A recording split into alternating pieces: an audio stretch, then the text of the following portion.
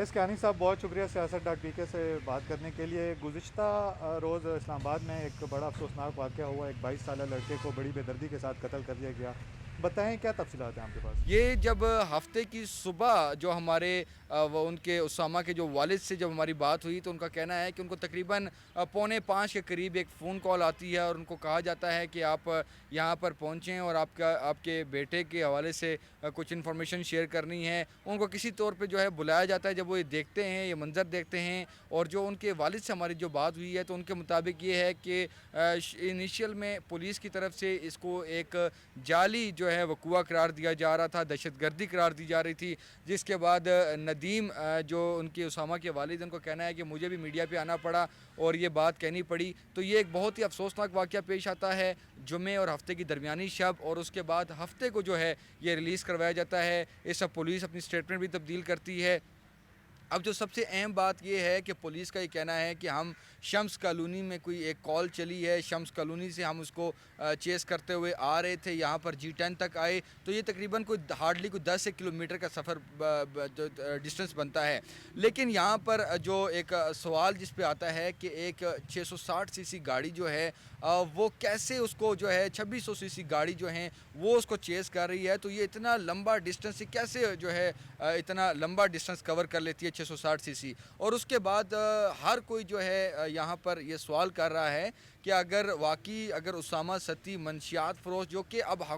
اس جو پولیس کا جو انیشیل جو چیزیں جو سامنے لائی جا رہی تھیں کہ وہ منشیات فروش اور اس کے بعد ڈکیت کو اس طرح کی اگر کال بھی تھی تو یہ کہاں کا یہاں پر یہ سوال ہے کہ یہ کہاں پر لکھا ہوا ہے اور یہ کس طرح جسٹیفائڈ ہے کہ آپ اس کو شوٹ کریں، فرنٹ سے شوٹ کریں، بیک کی آپ بات کر رہے ہیں اور اس کے بعد آپ بجائے اس کو گاڑی کے ٹائروں پر شوٹ کرنے کی بجائے، فائر کرنے کی بجائے سیدھا آپ بندے جو ہے اس پر فائر کر رہے ہیں اور اس کو وہاں پر ہلاک کر رہے ہیں. تو یہ وہ سوالات ہیں جن کے جوابات ابھی تک آنے ہیں. اور اس کے بعد اب یہ صورتحال ہے کہ گزشتہ روز چونکہ آپ کو پتہ ہوگا سنڈے تھا، اس دن ان کا جسمانی ریمانڈ بھی ہو گیا ہے. پانچوں جو ATS کے جو اہلکار تھے، جو ملزمان ہیں، ان کے اس مبینہ جو واقعہ جو ایک ہلاکت کا جو معاملہ ہے اس پہ تحقیقات بھی ہو رہی ہیں. لیکن کل جب تفتیشی جو انویسٹیگیشن آفیسر تھا ان سے عدالت نے پوچھا،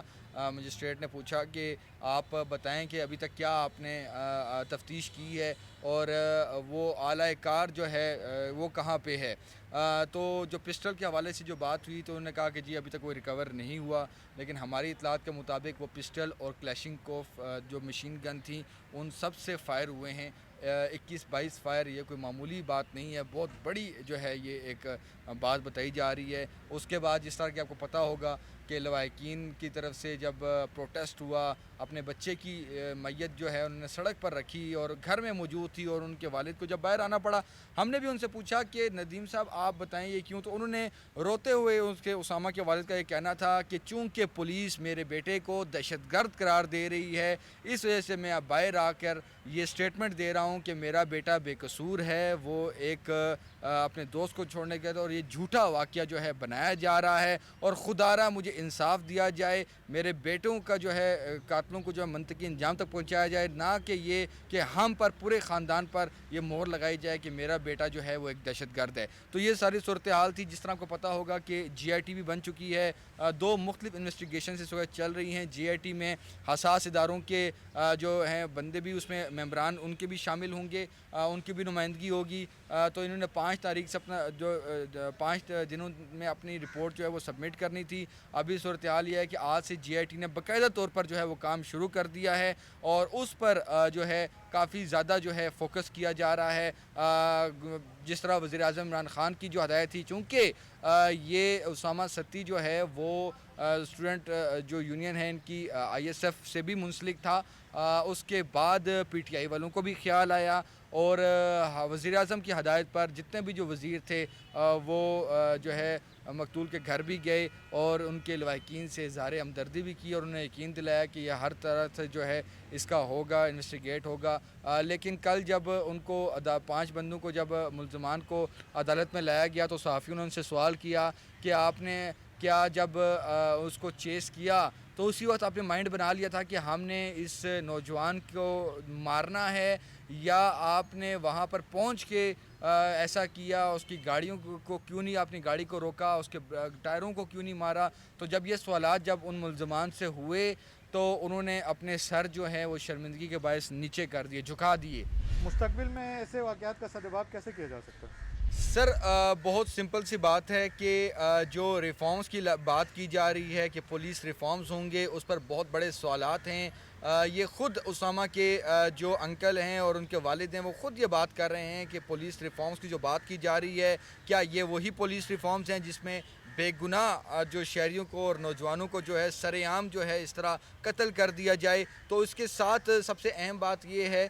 کہ اگر آپ دیکھیں تو جو موجودہ جو یہاں پہ انسپیکٹر جنرل آف پولیس ہیں اسلام آباد کے، ان کا سب سے لمبا ٹینیور ہے، اور اس اتنے لمبے ٹینیور میں تو اصلاحات ہونی چاہیے تھی، وہ نظر آنا چاہیے تھا، لیکن بدقسمتی سے آج دارالحکومت اسلام آباد جو ہے وہ ایک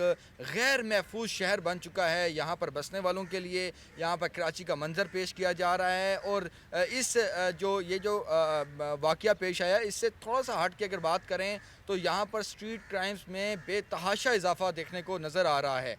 یہاں پر دن دہاڑے جو ہے وہ صحافیوں سے موبائل جو ہے وہ چھینے جا رہے ہیں، اور اس کے بعد صرف وہی ہم ٹویٹر پہ سوشل میڈیا پہ دیکھتے ہیں کہ بات ہوتی ہے، لیکن اس کے بعد کچھ بھی نہیں ہوتا۔ تو یہ تمام تر وہ چیزیں ہیں جن پر جو آنکھیں کھولنے والی ہیں۔ یقین کیجئے کہ اسلام آباد جو ہے یہاں پر سرکاری ملازمین اور افسران یہاں پر رہتے ہیں، اور ہم سے جب وہ بات کرتے ہیں تو وہ ہمیں کہتے ہیں کہ اب وہ سوچنے پر مجبور ہو چکے ہیں کہ اس مہنگے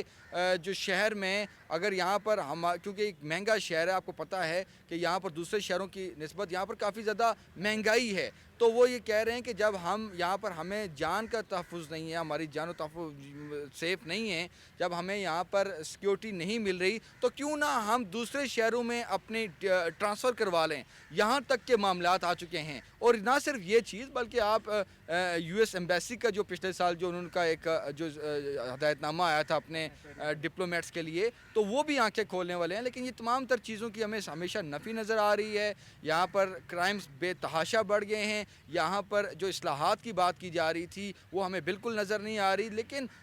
صرف یہ دیکھنے کی بات ہے کہ صرف 2 ہفتے ابھی گزرے ہیں کہ عمران خان جو ہے انہوں نے خود پاسنگ آؤٹ پریڈ میں شرکت کی ہے اسلام آباد پولیس کی، وہ خود اس کو آن کر رہے ہیں، لیکن دوسری طرف یہاں پر جو اسلام آباد پولیس کی جو اعلیٰ جو مینجمنٹ ہے ان سے ابھی کوئی یہاں پر کرائم جو ہے اس پر قابو نہیں پایا جا رہا۔ ان کی یہ نااہلی ہے اور ان کو یہ ایڈمٹ کرنا ہی ہے۔ اور سب سے اہم بات یہ ہے کہ آگے چل کے یہاں پر جب ہم پہلے ایگل فورس دیکھتے تھے، یہاں پر بائکس پہ پیٹرولنگ دیکھتے تھے، وہیکلز پہ پیٹرولنگ دیکھتے تھے اسلام آباد پولیس کی، ابھی ہمیں یہاں پر نظر نہیں آ رہی۔ اور جب ہم اس کی تھوڑا سا انویسٹیگیٹ کرتے ہیں کہ کیا وجہ کیا ہے تو ہمیں پھر پتہ چلتا ہے کہ یہاں پر اسلام آباد پولیس کے پاس وہیکل اور پیٹرول تک کے جو ہے ان کے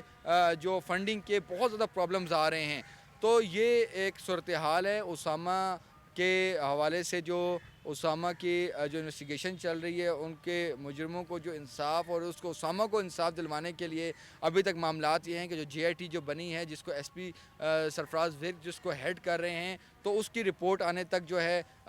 یہ ایک ڈیولپنگ سٹوری ہے، مزید حقائق جو ہیں وہ سامنے آئیں گے۔ اور سب سے اہم سوال یہ ہے کہ اگر اسامہ کا اتنا ہی بڑا معاملہ تھا، اگر وہ ٹیررسٹ تھا، اگر وہ اس کو چیس کیا جا رہا تھا، تو آج اتنے دن گزرنے کے باوجود اسلام آباد پولیس سی سی ٹی وی فوٹیج جو ہے وہ کیوں نہیں لا سکی منظر عام پر، عوام کو اصل حقائق سے کیوں نہیں آگاہ کیا جا سکا؟ تو یہ تمام تر چیزیں ہیں جو کہ آگے چل کے یہ ایک جو واقعہ ہے، انویسٹیگیشن ہے، وہ ایک نیا رخ اختیار کرے گی، اور ہم سب اس کو دیکھ رہے ہیں۔ لیکن سب کی مجھ سمیت تمام اسلام آباد شہریوں کی صرف ایک ہی ریکویسٹ ہے کہ خدارہ اسلام آباد پولیس کو جو ہے وہ اپنا ایک ایکٹیو رول پلے کرنا چاہیے، اور شہریوں کے جو جان و جو مال کا جو ہے وہ تحفظ جو ہے اس کو یقینی بنانا چاہیے۔